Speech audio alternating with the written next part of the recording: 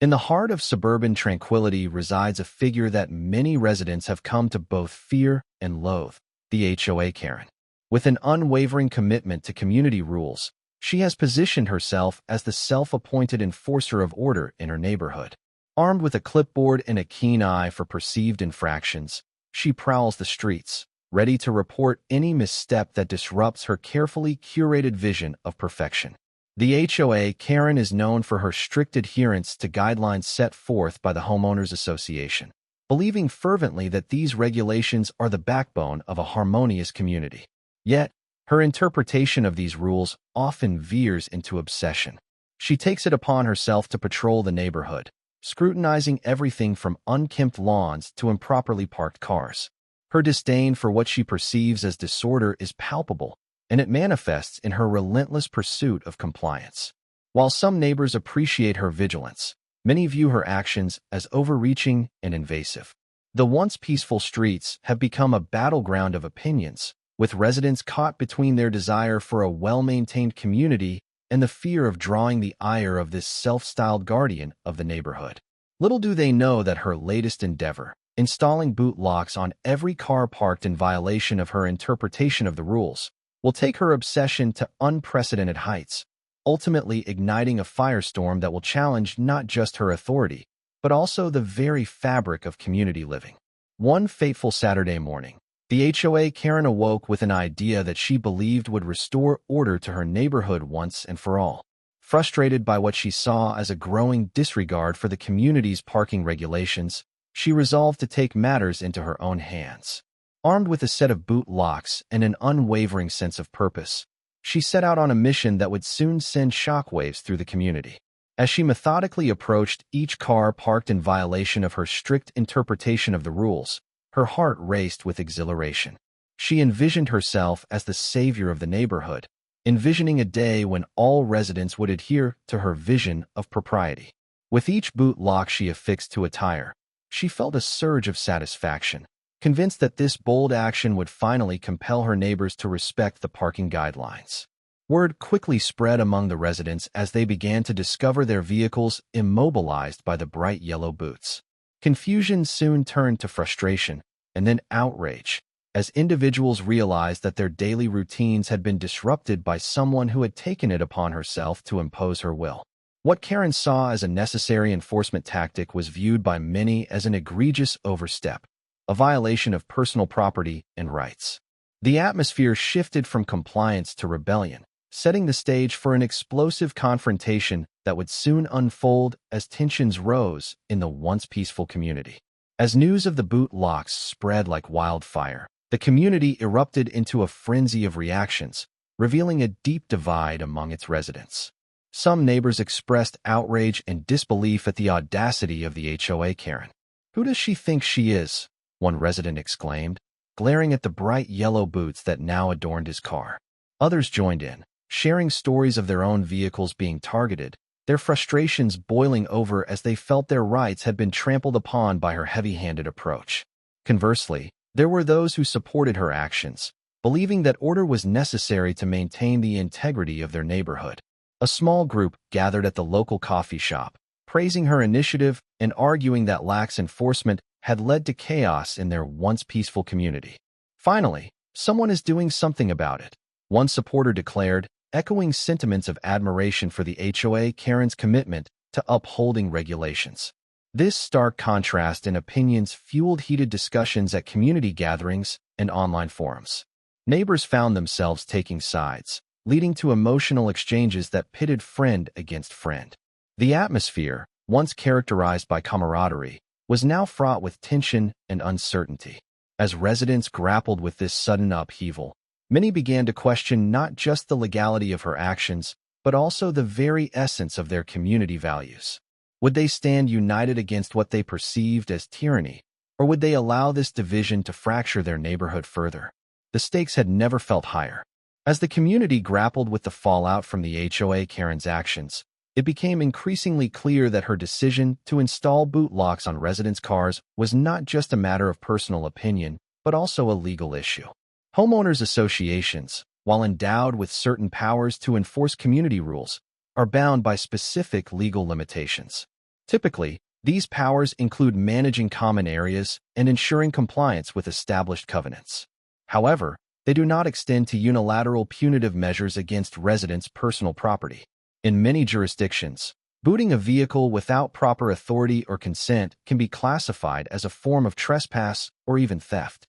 The law generally requires that any enforcement actions be clearly outlined in the HOA's governing documents, which often necessitate due process and appropriate channels for addressing violations. The HOA Karen's approach not only disregarded these legal frameworks, but also raised questions about the potential liabilities she could face. As residents began to consult legal experts and research their rights, it became evident that her actions might expose her to civil lawsuits for damages incurred by property owners. The mounting evidence suggested that she could be held personally accountable for any distress or financial loss resulting from her unauthorized enforcement tactics. This revelation ignited further outrage among those affected, as they realized that not only had their rights been infringed upon, but they might also have legal recourse against the very individual who had taken it upon herself to impose her will. The implications of this situation were vast, setting the stage for potential legal battles and a long-term impact on community governance. The tension in the neighborhood reached a boiling point when Mark, a longtime resident known for his laid-back demeanor, discovered that his car had been booted.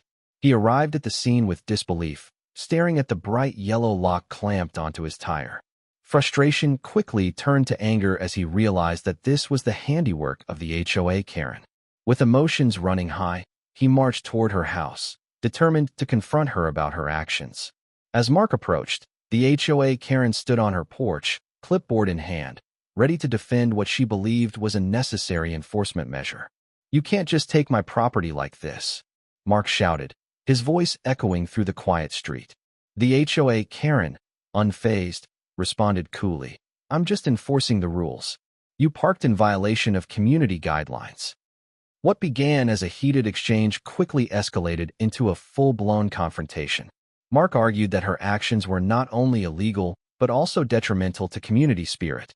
"This isn't how we should treat our neighbors," he exclaimed, gesturing toward the other residents who had gathered, drawn by the commotion. Some supported Mark vocally, while others remained silent, unsure of where they stood. The HOA Karen countered with her own arguments about rules and order, insisting that she was only trying to uphold community standards. Their voices rose in a clash of perspectives, one advocating for individual rights and neighborly respect, while the other clung to an inflexible interpretation of community governance. As the confrontation unfolded, it became clear that this was not just about parking violations. It symbolized a larger struggle over authority and community values in their once harmonious neighborhood. As the confrontation between Mark and the HOA Karen unfolded, it didn't take long for local media to catch wind of the story. A neighborhood dispute involving booted cars and a self-appointed enforcer was too compelling to ignore, and soon, cameras and reporters flooded the scene. What began as a local squabble quickly escalated into a sensational news story, with headlines labeling the HOA Karen as a notorious figure in the community. News segments showcased her stern demeanor and unwavering commitment to enforcing the rules, framing her as both a villain and a misunderstood guardian of order. Residents were interviewed, offering a spectrum of opinions. Some decried her actions as tyrannical, while others praised her as a champion of community values. The media coverage amplified the divide within the neighborhood, igniting broader discussions about homeowners associations, individual rights, and the balance between community governance and personal freedom. On social media platforms, hashtags related to the incident began trending, with residents sharing their own stories of frustration and support. Memes depicting the HOA Karen as a neighborhood superhero or a rule-fueled villain proliferated, capturing public interest and sparking debates that extended far beyond their suburban enclave. This media spotlight not only turned the HOA Karen into a controversial figure, but also prompted community members to reassess their own beliefs about authority and compliance. As discussions widened, it became clear that this incident was more than just about parking violations. It was a microcosm of larger societal issues regarding governance, accountability, and what it means to live in a community. In the wake of the media frenzy and the uproar within the community, The HOA board recognized that they could no longer remain silent. The situation had spiraled into a public relations nightmare, threatening the very foundation of their governance.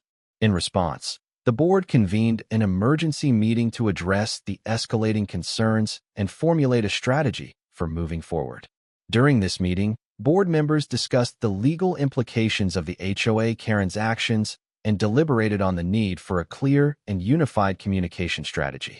They issued an official statement acknowledging the discontent among residents and emphasizing their commitment to uphold both community standards and individual rights. The statement clarified that while they valued adherence to regulations, enforcement measures must be lawful and respectful of homeowners' property. The board also scheduled a town hall meeting to engage directly with residents, allowing everyone to voice their opinions and concerns. This gathering aimed to foster dialogue and restore trust within the community. During the meeting, they addressed questions about potential repercussions for the HOA Karen, exploring options such as mandatory training on community governance or even disciplinary measures depending on the outcome of an internal investigation. As residents filled the room, there was a palpable mix of hope and skepticism.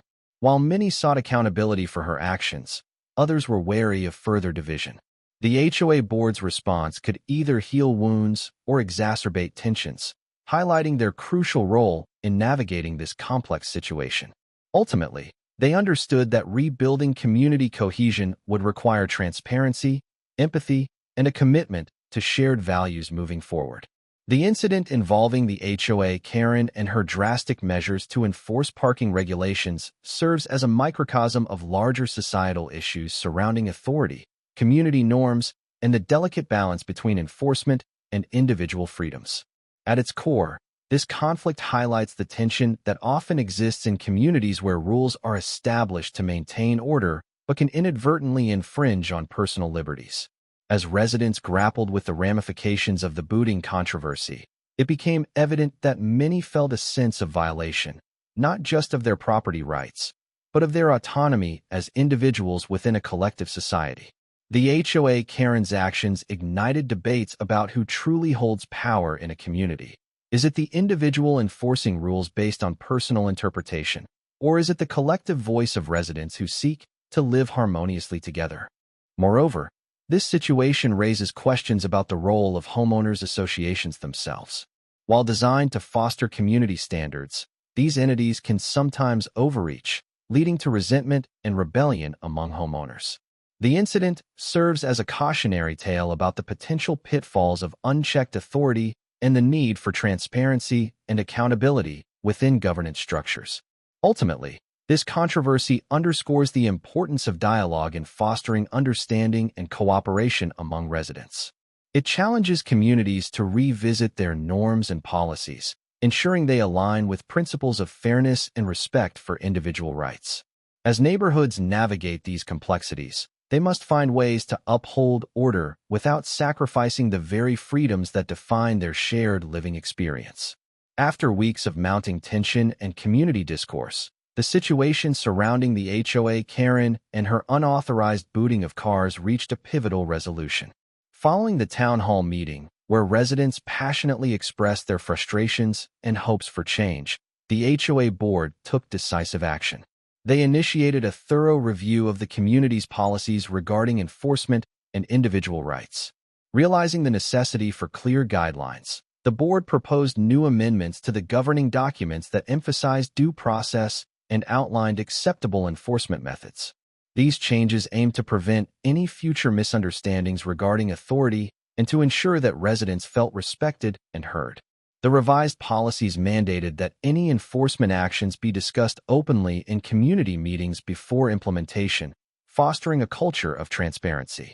As for the HOA Karen, after an internal investigation, she was given a formal warning and required to attend a workshop on community governance and conflict resolution.